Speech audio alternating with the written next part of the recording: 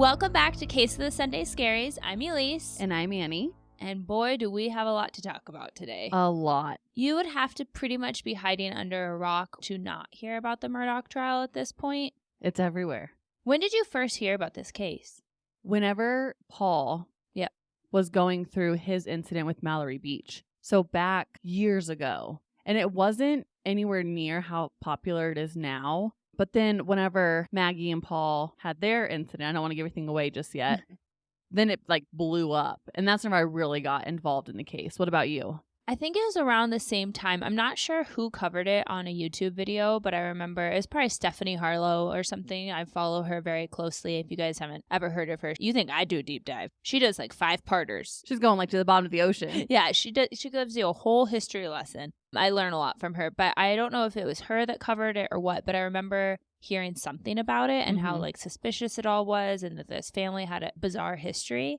But at that point, like you said, none of the rest of this had come out. If you guys are not watching the news, this has been a trial that has been heavily covered on basically every news station. And every social media platform. Everyone has opinions on this. But today, I think to do this story justice, and because there is so much to unpack, I'm going to break this case up into 2 episodes. Today, we're going to go through the timeline, keep it chronological as much as I can. And we're going to start with the start of this family dynasty to the fall of Alec Murdaugh, who is the patriarch of the Murdaugh family, and who this week, spoiler alert, he was convicted and sentenced for the senseless murder of his own son and wife. Again, I'm going to try to save my opinions. Annie, you can course correct me if I start going on a tangent. I'm going to try to hold off till the second episode and keep this episode mainly to facts and witness accounts, because this tangled web is hard enough to navigate through without my speculations. So if you want to grab a snack, well, if you can stomach it, please do, because we're going to be here for a minute, but let's dive in. We try our best to make sure that we can pronounce people's names properly. This was a little confusing to do in this case because I feel like every news station is saying it differently. I've watched interviews with Alec, whose real name is Richard Alexander, but for some reason he goes by Alec, not Alex. Yes, it's different wherever you hear it from. So we have done the due diligence. It's Alec. That much we know. As far as the last names, Murdaugh, Murdaugh. Murdaugh. Merlot. I mean, who knows? Oh, I could go for a glass of Merlot. That'd be a lot easier than covering this case or pronouncing this last name. I say Murdaugh, but I don't think people usually emphasize the end of it the way that I do. It's just also that southern name that wherever you live all over the country, people pronounce things differently. He says Alec Murdaugh, so I'm going with Murdaugh. And thank goodness, because I spelled it in my little script for today's episode as Alec Murdaugh, so I wouldn't mess it up. But bear with us if you have a different pronunciation. Regardless of their name, who the hell are the Murdaughs? If you grew up outside of South Carolina, you probably have not heard this family's name until recently. But I assure you, the people of the 14th Circuit District of South Carolina not only know the name, but for the almost century that the Murdaugh family has been in power as presiding solicitors and wildly successful law firm owners, you not only know their name, but have learned to fear it. Randolph Murdaugh Sr. was born in 1887. He was born into a very privileged family that could afford the best schools and opportunities for their son. And Randolph, well, I'll give him credit where it's due. He took advantage of these opportunities. Randolph would go on to graduate from the University of South Carolina's law program in 1910. He quickly set up shop, starting his own law firm and running the local newspaper in Hampton, South Carolina. He's a busy man. But apparently not busy enough for his liking, because just 10 years later, with his law firm booming and hiring on other lawyers, he ran as a candidate for the position of solicitor. Now, if you're in the U.S., that's just kind of another term for basically the lead prosecuting attorney. But he ran with the slogan, "A vote for Randolph Murdaugh will not only be a vote for the winner, but will secure you of having a faithful, fearless, and competent solicitor." I guess it worked, because he won and perhaps unknowingly became the first in a long line of successors from his family tree. They were socialites, gracing the pages of the local paper, which, again, he ran, so I'm sure he did a nice job editing Only positive things about our friend Randolph. I wouldn't even try to dig up bad stuff on him, because when he's the one running the paper, it's going to be a little biased. And apparently his family was living the high life. Unfortunately, Randolph Sr. would meet a very untimely end just 20 years later at the age of 59. According to a Washington Post article by Jillian Brockwell, Randolph Sr. had been in not so good of health, the cause of which was kind of unknown at the time, but he was feeling good enough on the evening of July 18, 1940, to head into a buddy's house a few towns over. But just hours later, on his return home around 1 a.m., Randolph Sr.'s car would come to a stop at a railroad crossing, and the train, unable to stop in time, collided with his vehicle, killing him instantly. Do we know if this was purposeful? The train engineer would later give a statement that as the train approached, Randolph Sr.'s vehicle was not on the tracks, but instead parked near it, and he seemed to lift his hand in a wave to the conductor of the oncoming train. But just moments before the train crossed, the car sped up, moving onto the tracks and coming to a complete stop on the tracks. So we will probably never know if this was done deliberately in a successful attempt to end his own life, or if maybe they were throwing back some martinis, having some cigars, being men of that era, and let's be honest, men of this era too. And women. You know, I like a good martini every once and a good cigar. I'm not going to lie. Well, not right now you can't, but in a couple months Yes. we'll enjoy them together. So maybe he's at his buddy's house, they're having some drinks, and maybe he made a fatal error while intoxicated. Put his foot on the gas instead of the brake. His body was recovered almost 150 feet away from the point of impact. So there's not a whole lot they could do to figure out what had happened there, especially if you keep in mind this is the early 1900s. So what is a family of lawyers to do when they lose their patriarch? Make more lawyers. Sure, but they're also going to file a lawsuit. Of course. His son, Randolph Jr., filed a lawsuit against the railroad company CSX Transportation, saying that the poor maintenance of the tracks contributed to their father's death. They winded up settling out of court for an undisclosed amount, but let's be honest, it was probably a good chunk of change. Randolph Jr., who had also become a lawyer at his father's firm, ran to fill his father's seat as solicitor and won by a landslide, and he held that position for 46 years. A Wikipedia article about the Murdaughs tells us that he was quite the showman in the courtroom and would often act out the murders, almost in some sort of weird game of charades. He liked the attention. He loved the spotlight. He wanted all eyes on him.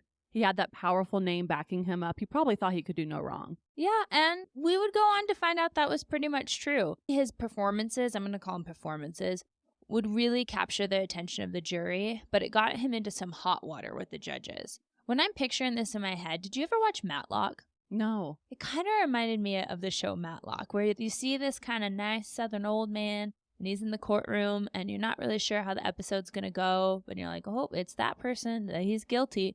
And then they do that thing on the stand where it's like, but no, it was her, and like turns to someone in the audience. And everyone goes, yeah. I picture that's kind of what it was like, because if you think now we have all this technology where we can kind of show more stuff in court. So it sounds like he took it upon himself to create the show and bring the jury in, which could be a really good thing. He sounds like he was good at his job for sure. Well, was he? Or was he just blessed to be born into a family? Maybe, or maybe he was just a very talented performer. He should have been on Broadway. Greatest showman. He missed his calling. He retired in 1986, but not before facing charges from a federal grand jury for helping alert bootleggers in South Carolina to get out of town. But of course, he was acquitted. That was not the end of their reign, though, because then there's Randolph III. I know I said I was going to put my opinions in here. It's a lot of Randolphs. It's a lot of Randolphs. He took over as a solicitor after his father's retirement in 1986, and he would hold that office until he retired in 2006. So now we have 3 Murdaughs, all Randolph, 1, 2, and 3, all with the same name, which, to your point, Annie, I think is a little odd, if I'm honest. You do you, obviously, but I don't really understand the desire to pass down your entire first and last name generation after generation. To me, it kind of reads as like, here, son, let me remind you every day that you are living in my shadow and must live up to this name and the profession that we have chosen for you from birth. Yeah, I wonder if because that name was so powerful, they thought it was like a blessing. Like, you're lucky to be named after me because everyone's going to know who you are from the time you're a wee little 2-year-old in the grocery store, going up through law school. It is crazy how names work. Yeah, like you're an extension of that person, right? You're sharing the same name. Yeah. There's a weight that comes with that name. There's a power that certainly came with this family's name. But I just wonder if that would kind of mess a kid up a little bit of like, okay, now I'm the 4th, 5th, 15th of these people. Do I have an option of what I'm supposed to do in my life? That's a good point. And what expectation am I supposed to live up to? Well, I feel like the expectations for this family is going to go downhill real quick. Yep, you would be right. Because again, this is our true crime podcast. Yeah. So that's usually how we're these not here to talk stories about go. all these awesome Randolphs. The 3 Randolph Murdaughs have now been prosecuting criminal and civil cases for this district for 86 years. How many generations are we at? At least 3. 3, yep. And you bet that's probably going to make them a family that is very well connected, has ties to lawmakers, law enforcement, basically anyone who's a who's who. In fact, they were so powerful as a family that the 14th Circuit District was often just referred to as the Murdaugh District. Wow. That says a lot. Yeah. You better be on their good side. Because, Annie, can you name our defense attorney for our county, district, state? No, I have State's no attorney? idea. Me either. So the fact that this family was so well known that that's the nickname they got, this is a smaller town than Denver, obviously. But still, that says a lot. And they've planted their seed, and this Murdaugh tree is just growing.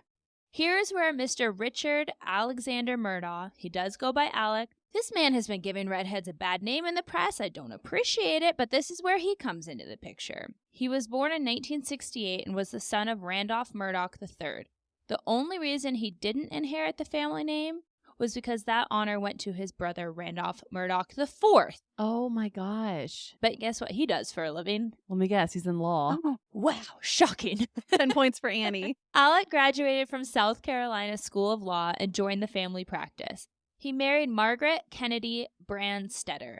She went by Maggie, so that's how I'm going to refer to her throughout the episode. And together they had 2 sons, Richard Alexander, because now we got to name him after yourself, The tree right? is now having another branch shoot out of its trunk, and it's like, okay, we're going to repeat the name Richard now. Yep, so you got the Richards and the Randolphs. It's kind of like the Kardashians with It all is. the K names. At this point, it is. And then the other one's name is so simple. Paul. Paul. I like that. I do want to point out Richard Alexander Jr., his nickname was Buster, and that's what everybody called him. Before I get into the suspicious deaths surrounding this family, we need to talk a little bit about the family practice.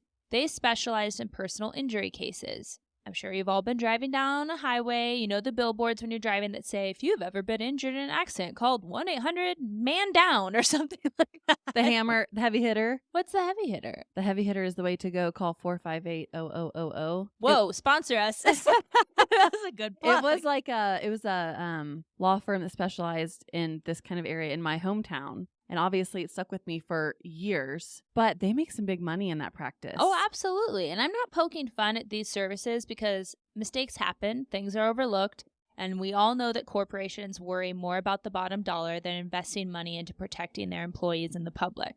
I could do episodes probably till the end of time covering just wrongful death suits to negligence on corporations' behalf. The reason I'm giggling, though, is kind of what Annie said. Some of these commercials and jingles for these accident attorneys are cringy, but they stay with you. Yeah, it's like they just drill a little hole into your brain. Anyways, their law firm was massively successful, and they received millions upon millions in settlements for their clients.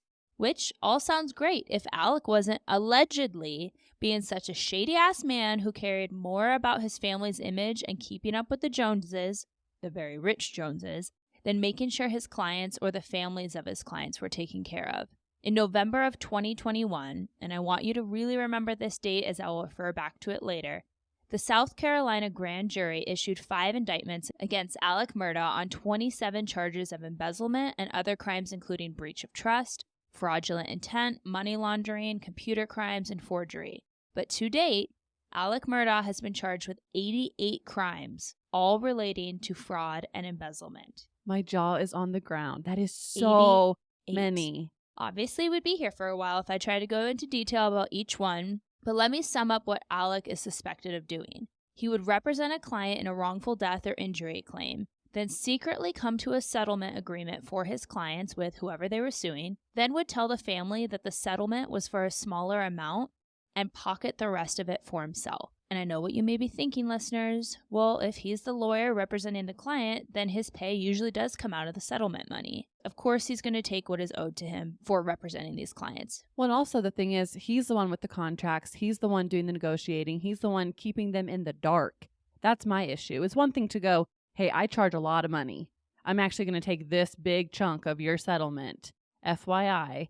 But to hide that from people is disgusting. It actually gets more gross than you can even imagine, because not only is he just charging a significant portion, which makes sense. You know, once you have really established yourself as a lawyer, your price goes up, as it should. Or your grandpa established it for you. Yeah. Well, yeah, you're not wrong there. That's fine. I have no problem with that. Know your worth, baby. Sure. But also, that's not what he was doing. He was taking the money that was owed to him as a representative of these families. But let's say he would be like, oh, you won $1 million and the settlement was for $50 million. He's pocketing the majority of this. Wow. And the family has no idea.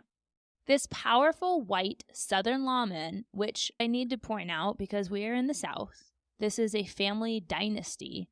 It matters that he was a white privileged man. Absolutely. I want to talk about exactly who he usually took advantage of.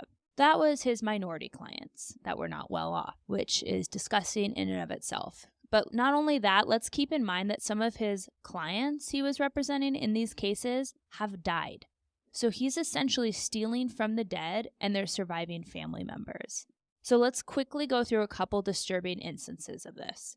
The one most discussed in the media is the death of his housekeeper. But we're going to hold off on that. We will get to it. Let's start with Hakeem. Hakeem Pickney was a deaf African-American man that unfortunately was left on life support after a 2009 traffic accident. Just 2 years later, Hakeem would pass away in a care facility when his ventilator was mysteriously unplugged. Oh. That's strange. Yeah, a ventilator doesn't just fall out of the socket. It's in there pretty good. And there's some safety precautions as well. And you can see someone on a ventilator. They need that to literally support their life. Right. It is called life support. And who represented Hakeem's family in both the cases against the tire manufacturer and the care facility? Alec, of course.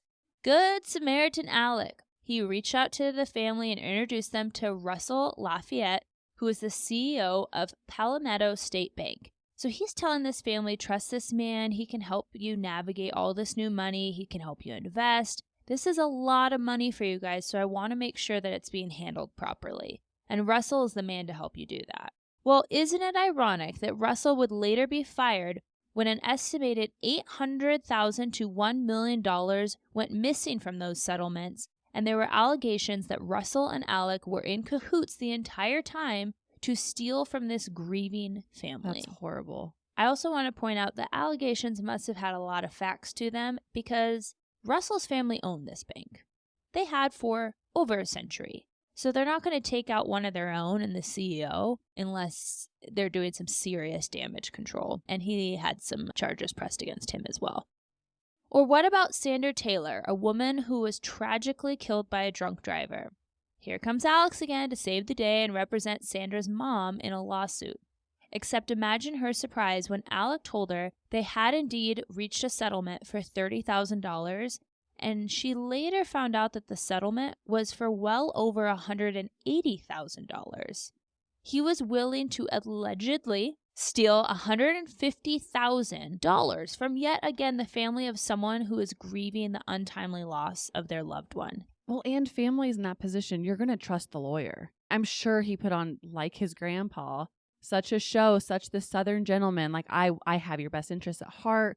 I'm going to help you. I'll handle all the contracts. I'll handle the money. Here's a great banker. I'm setting. You feel kind of special, like, okay, my life is at this low point, but I have someone here, kind of the saving grace. Yeah, to your point earlier, he knew exactly who he was choosing. Absolutely. And I've watched interviews with him, and I got to say, I get why it works. Yeah. That Southern accent makes you sound as sweet as pie. It does. Polite. I mean, just by nature, I hear a bless your heart, and I still think it's a compliment, even though I know better.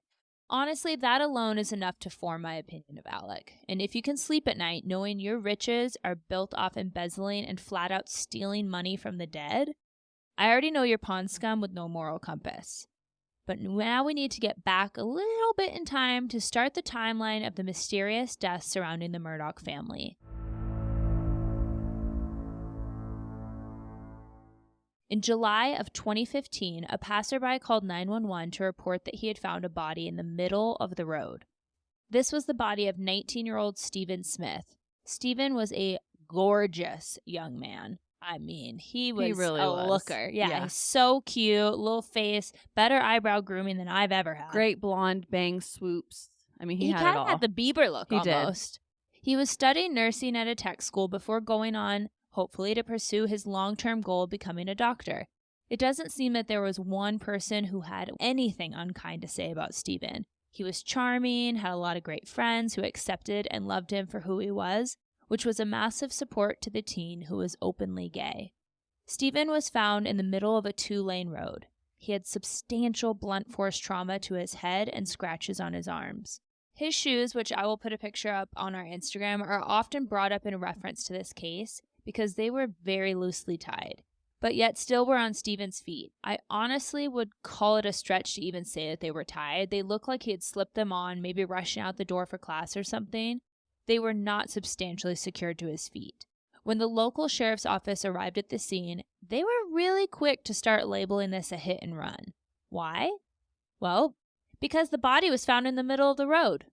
That is pretty much a statement you'll hear repeatedly when you hear interviews or you read any type of notes around this case, is that everyone's answer was he was in the middle of the road. Very dismissive. Yeah, and we're going to get into that. But let's go over the evidence and see if us armchair detectives can spot some puzzling evidence here. Stephen's car was broken down alongside of the road, 3 miles away from where the body was found.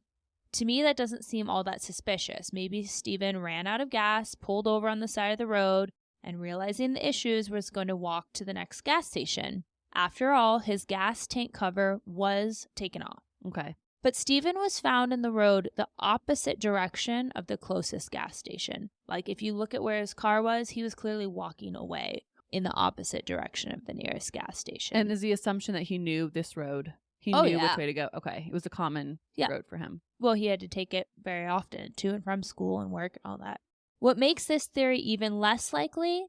Stephen's wallet was found inside the vehicle. So if he was walking to get gas, what was he going to buy that gas with? Okay, so maybe he thought, I'm going to play devil's advocate.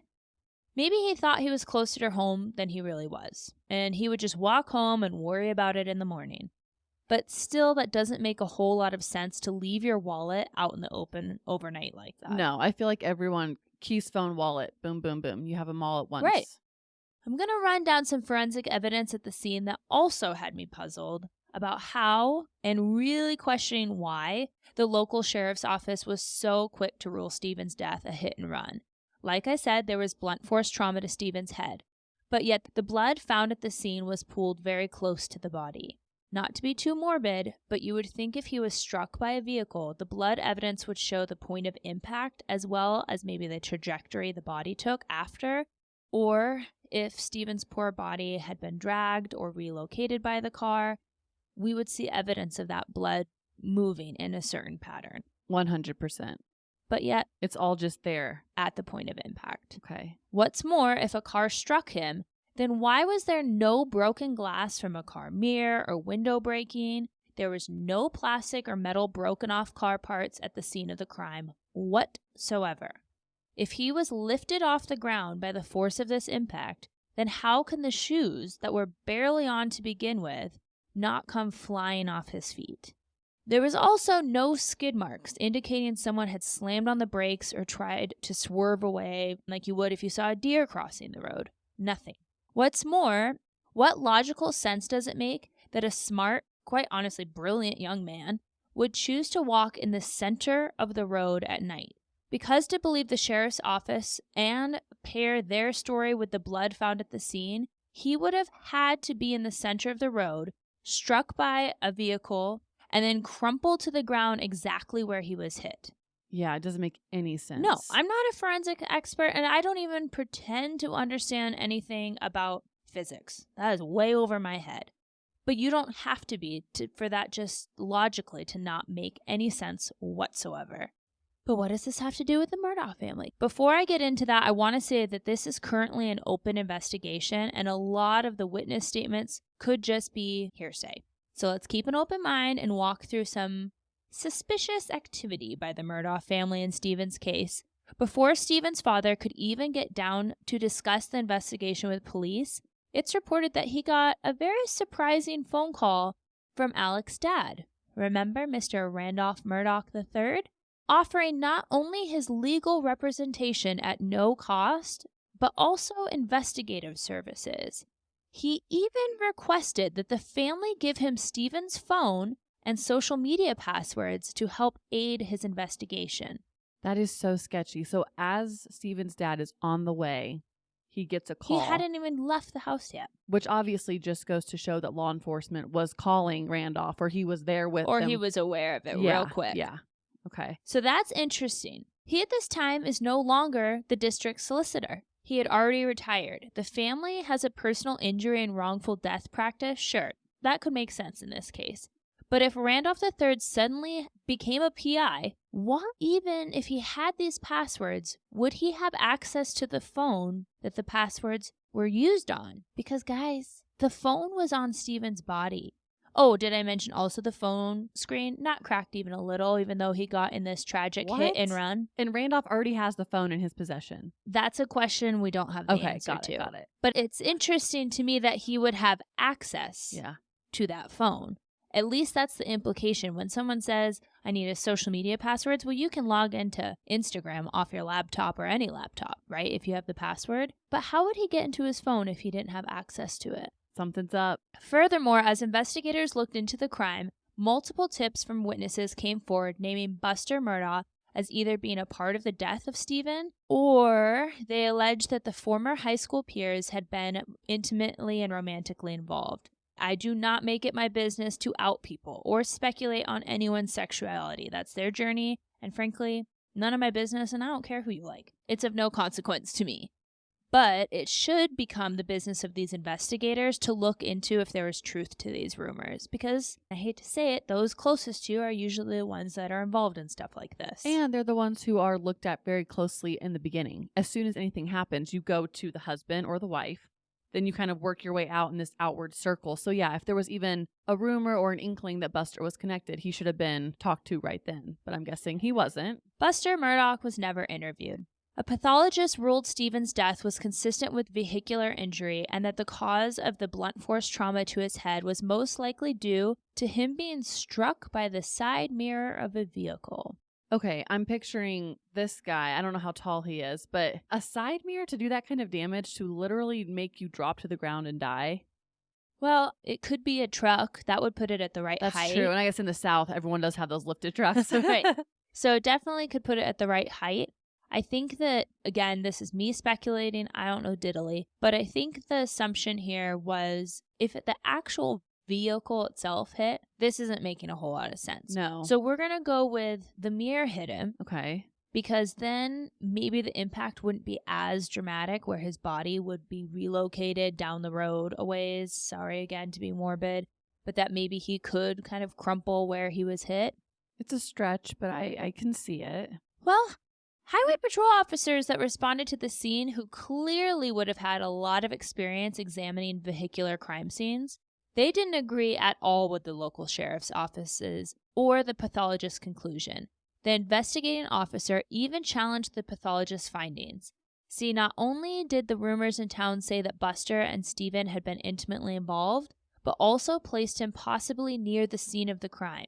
He was reported to be returning home that night in a truck with some buddies from a softball tournament in another town. So he asked the medical examiner, could it have been a baseball bat that killed Stephen? To which she reportedly snapped at him, "That's your job to find out," before ushering him quickly out of her office.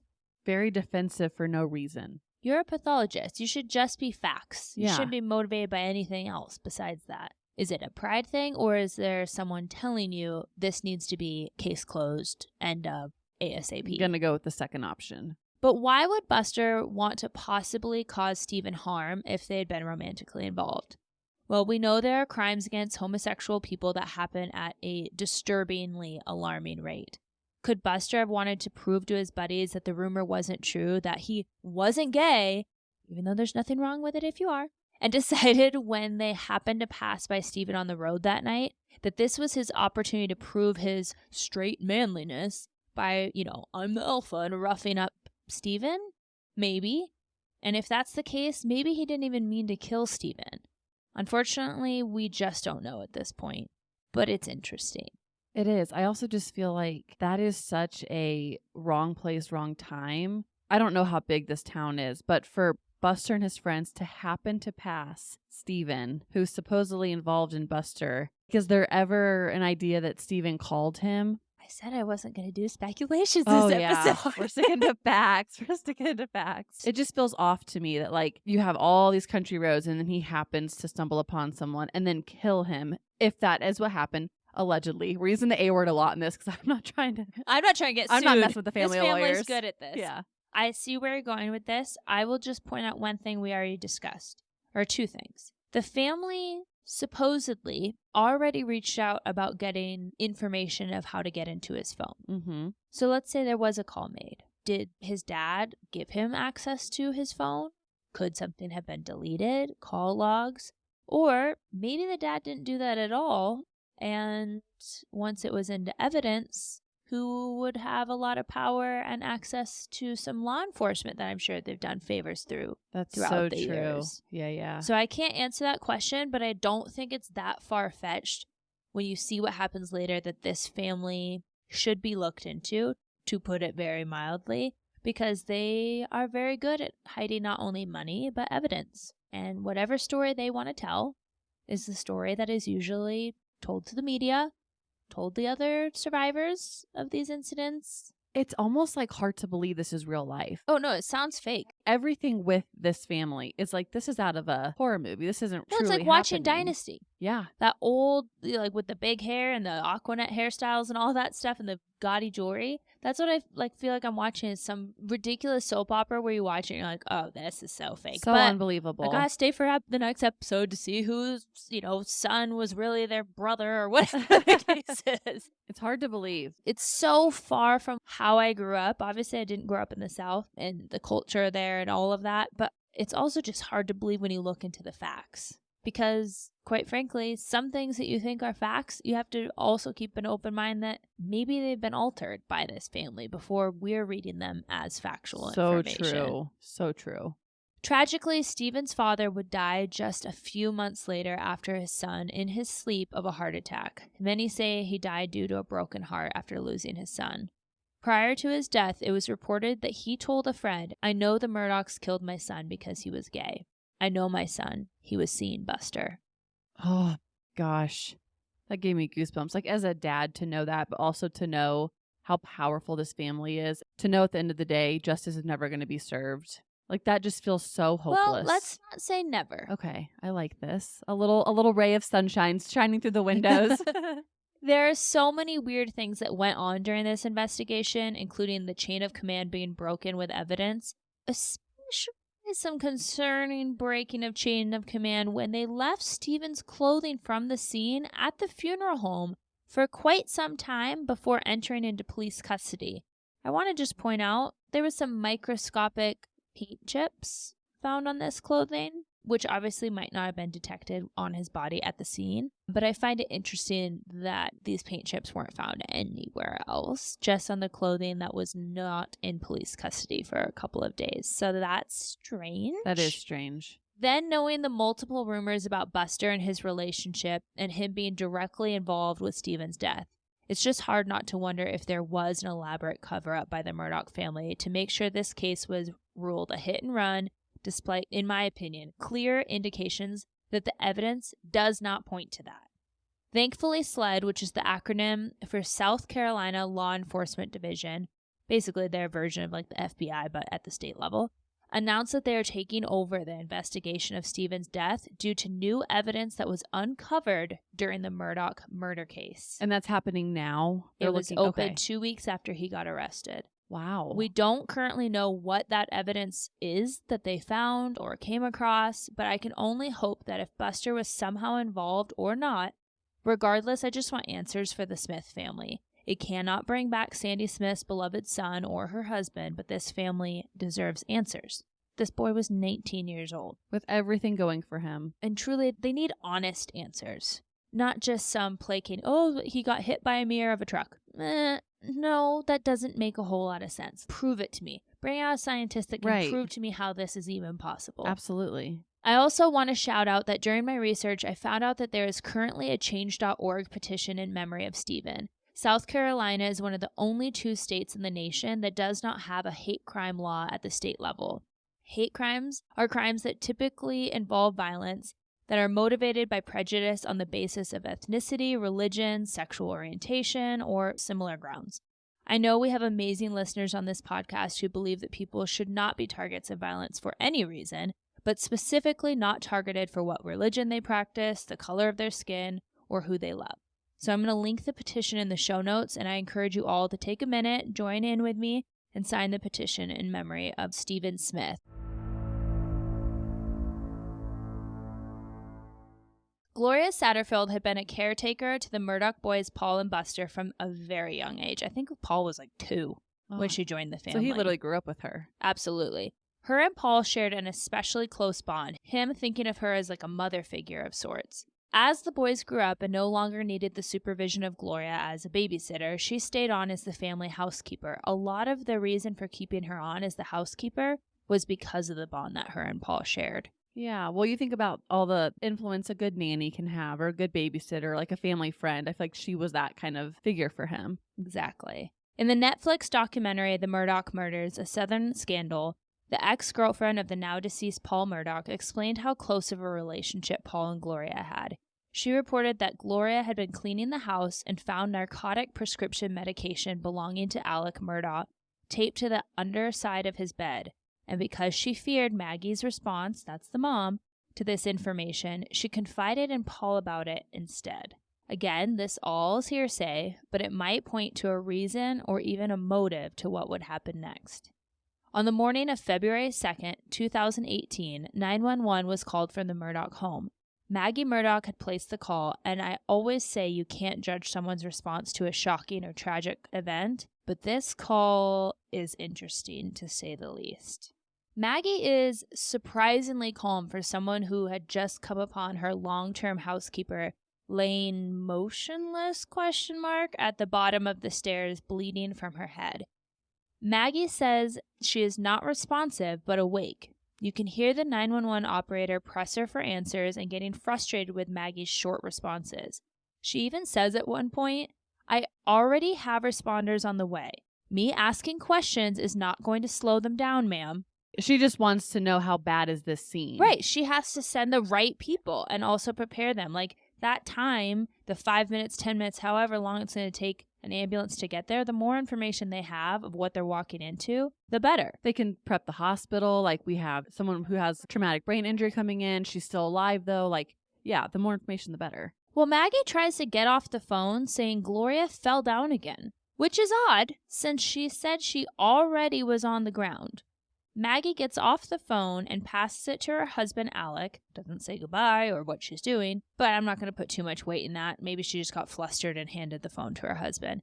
He tells the responder that Gloria is bleeding from her head and her ear, and that he was trying to hold her upright, but she slumped back down. When I heard that, I went, The math ain't mathin'. My head's cocked to the side. I'm like, wait, what?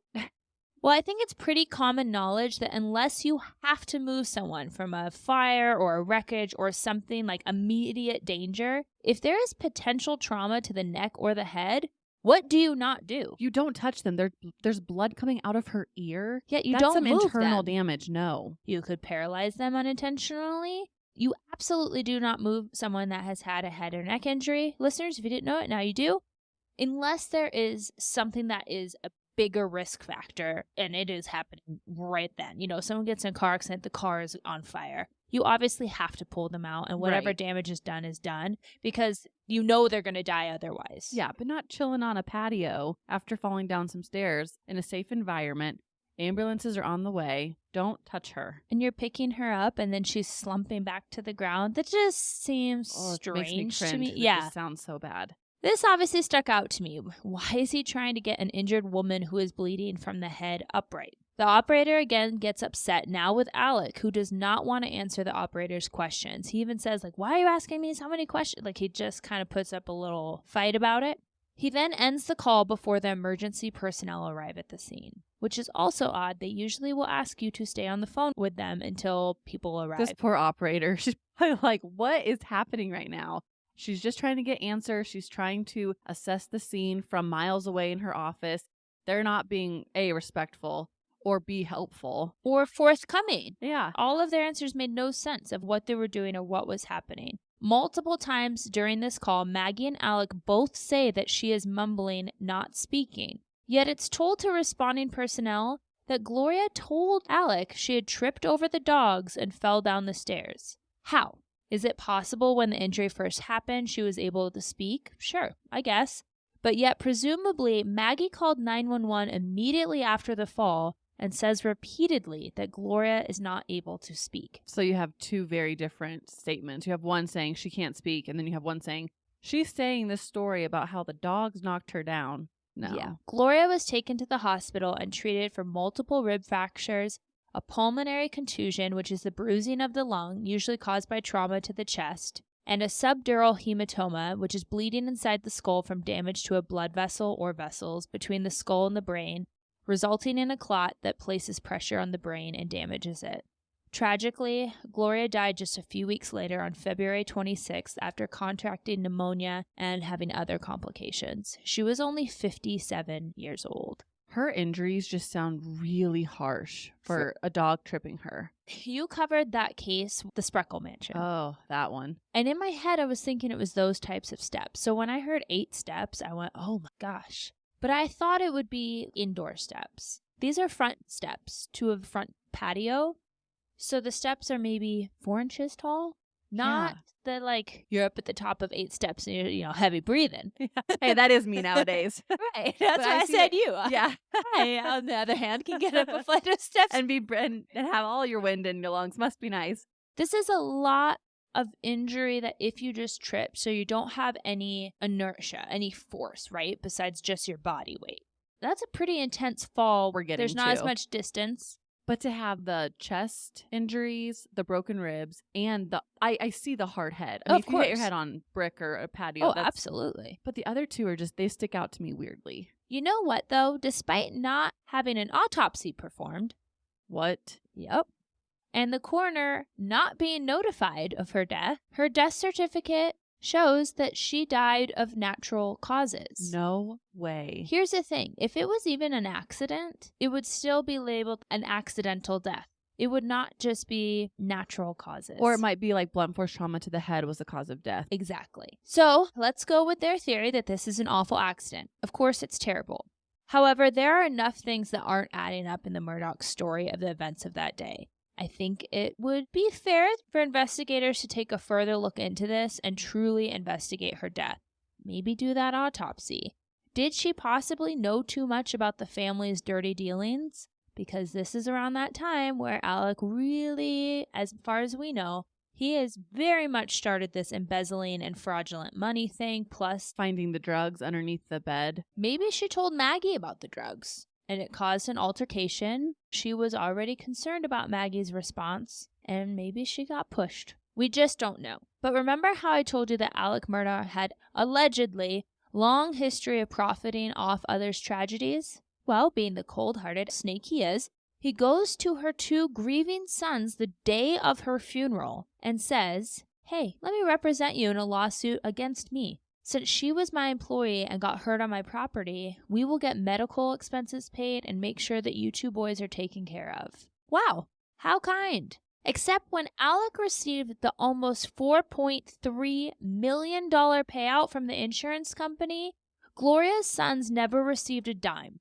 That is, my sentence is gone. Like, what? In fact, I read through Alec's text to this son. Interesting that he wrote, I am finally getting some movement in the case. When in reality, when he sent that text, 2 of the policies had already paid out and he had already pocketed it. Alec may not have caused the death of Gloria, but profiting off the death of someone, and this isn't just people now that were his clients, people that he didn't know. This is someone who is taking care of your 2 boys. Who basically raised your youngest. as her own, Yeah. practically, And Paul loved her. who's in your house every day, you have to be a certain kind of person to want to take advantage of someone that you know and loves. That's a lot of money, too. Well, hopefully this is raising some eyebrows, and it seems like it has because her family has given permission for Gloria's body to be exhumed. As of March 3rd of this year, the exhumation has not taken place yet. That's interesting. So they're going to exhume her body and look at the injuries. And finally do an autopsy. I'm going to keep my little ears and eyes peeled. I know that the son has made a statement that he does not know at this point when they are going to be exhuming her body. I would imagine that they want to respect her and her privacy, and potentially we're waiting for the trial to get over. And they probably don't want cameras at the cemetery. Exactly. Like, that's too much. It's a lot. And the last thing anyone in that family needs, her brothers, sisters, sons, is to have to watch that take place and see footage of it. We've now covered 2 suspicious deaths that are speculated to be tied to Buster and potentially Alec or Maggie. But now we have come to a death that is absolutely the responsibility and the result of the decisions made by the youngest son, Paul Murdaugh. I have to be honest, this case is so troubling on so many levels, but it's also really difficult for me to navigate because while Paul was reckless and selfish and made decisions that directly resulted in the death of an innocent young girl, Paul later would become a victim himself. And usually I say we feel bad for what the perpetrator went through as a child, and yet we can still hate what they do as adults. But to me, this case is the reverse of that.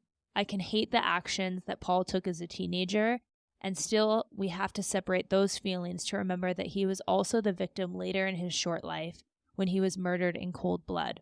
I think the Netflix documentary that came out about this case really paints the story well. And if you have not watched it, I would encourage you to do so because friends and family of Mallory Beach show through pictures and statements just how incredibly special Mallory was.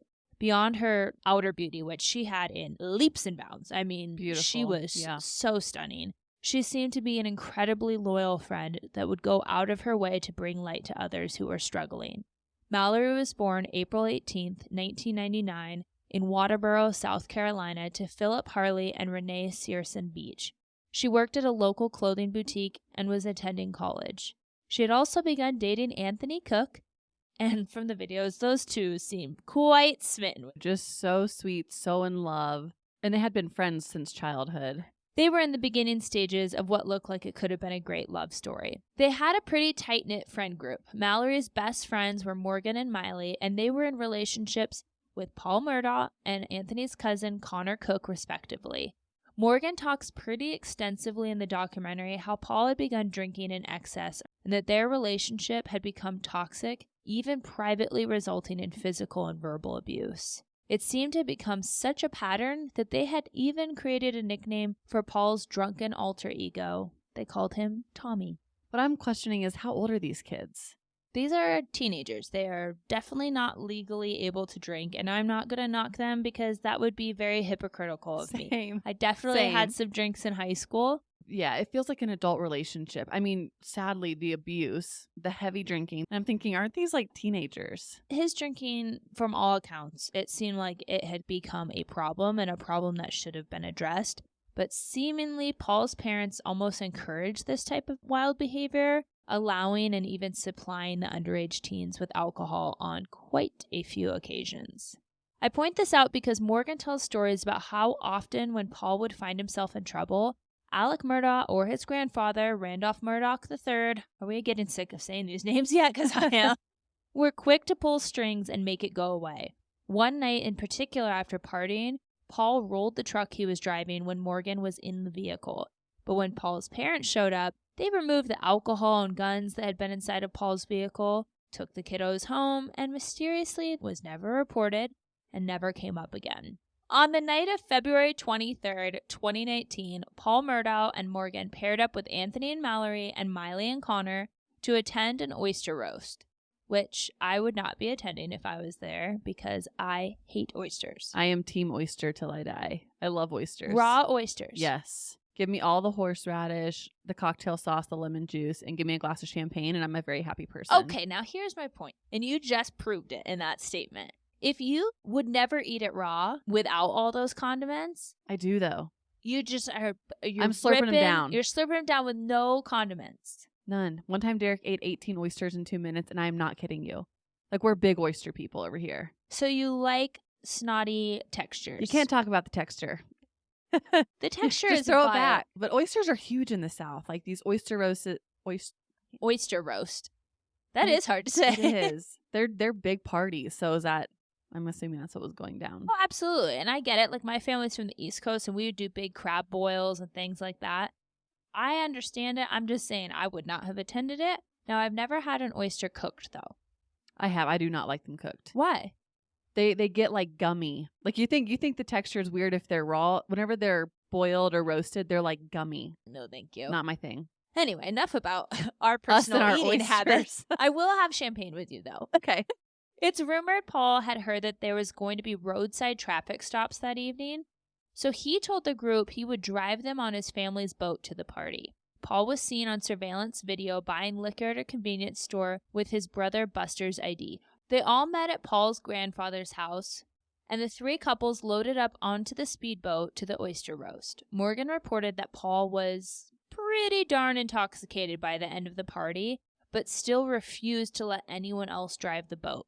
It seems that Paul, when alcohol was involved, got kind of He was a jerk. He remembered his last name even if he forgot his first name. That's how I'm going to phrase it. Like, I'm untouchable. Mm-hmm. Let me do everything because my name, yeah. And quite frankly, why wouldn't he think that? We already know that teens don't have, like, their frontal lobe decision-making skills are not quite there. Then you add alcohol to the mix, but not only that, supposedly his family has gotten him out of a lot of messes before, so it's like, what's the worst that can happen? Apparently, he had not had enough, or at least in his mind, so he docked the boat around 1 a.m. and went to a local bar where he consumed 2 shots of hard alcohol with his buddy Connor, where the rest of the group waited around at the dock. Paul was clearly inebriated at this point, like, beyond, but still refused to let anyone else captain the boat. He was driving incredibly recklessly, and this made things get a little heated on board between everyone. At one point, it's reported that Paul was yelling at Morgan and slapped her across the face during this fight. And I just want to point out, if this is true, what someone is comfortable doing in public makes you very much question what is going on behind the scenes. Good point. He then threw the boat into a very high speed, and at 2:20 a.m., their boat crashed into Archer's Creek Bridge, with everyone being thrown to the cold waters below. When Anthony came to on the banks, he realized Mallory was no longer with him. She had been sitting on his lap prior to the accident. This part of the documentary choked me up, and I'm going to try to not get upset here. But you can hear the teens calling out to her in the recording of the 911 call that Connor placed, and it is... I mean, the fear that's in their voices, it just cuts you. Yeah, the shakiness, like the panic in their voices. They're screaming at the top of their lungs over and over and over, probably while they're also hurting and in a state of shock. But to have all your friends there -1. Mm-hmm. Anthony was beside himself and kept diving back into the freezing water to try to find Mallory. The current in this river at the time, guys, was incredibly strong. And if you see Anthony, he's not a small guy. He's a pretty strapping guy, even as a teenager. And he couldn't fight this current off. He kept having to come back to shore. But the current was too strong for him, and his efforts were futile. Emergency responders rushed Paul, Connor, Miley, and Morgan to the hospital to receive treatment for the injuries they received. Anthony, Mallory's boyfriend, again refused to go to the hospital and instead stayed at the scene to look for Mallory. It's just... picturing the heartbreak and panic that he was in. Having known this girl your whole life, basically. And having a sense of responsibility for her, right? You're the boyfriend. And for it to be pitch dark, cold water, a big current, like it's just not a good equation. And you can just hear him screaming out for her. It's terrible. Body cam footage from the police allows you to hear police talking just about how unruly and erratic Paul was behaving at the scene. Let's also keep in mind, it is February, it's 2 o'clock in the morning, and they have been dumped into very cold water, and yet it didn't strike them as odd as that he was shirtless and just in his underwear when they got there. You would be, like, shivering, all of that. So to me, that tells how much alcohol is in your system, sir. Whenever your body doesn't even recognize how cold you are, yeah, a lot of alcohol. Yeah, you've had more than, like, a glass of wine at communion, okay? However, they didn't do any sobriety tests on Paul at the scene. Later at the hospital, it was determined that Paul had a blood alcohol level of 0.286, which is 3 times the legal limit, that had he even been of an age to consume alcohol legally, he was well outside the bounds of being able to do so safely. This was a while after the scene of the crime. Yeah. So it was probably even higher whenever he was driving the boat. Absolutely. They had to wait for Connor to make the call, responders to get there, and I'm sure that 911 call probably wasn't made instantaneously, right? Their first thing was like, where's Mallory? Right. They're all talking to each other, panicking, because keep in mind, they also had alcohol too, so their response time is going to be a little frizzle-frazzled. So there's a lot of time, and yet it was at the hospital that they finally thought, this guy is acting a little cuckoo for Cocoa Puffs, why don't we see what's in his system? So to your point, he was probably even higher. Paul Murdaugh was never taken to jail following his health screening. He was not ever handcuffed for questioning or interrogation. Clearly, this is not standard procedure in a case where there is a driver who is wildly intoxicated and causes one girl to go missing and his friends to end up in the hospital, some with pretty severe injuries. It's pretty wildly believed that his last name had a heck of a lot to do with how Paul was treated and the special care he seems to receive, and up until lately still was receiving. But in true Murdaugh fashion, Daddy Dearest shows up with Grandpa at the hospital and they immediately go into damage control.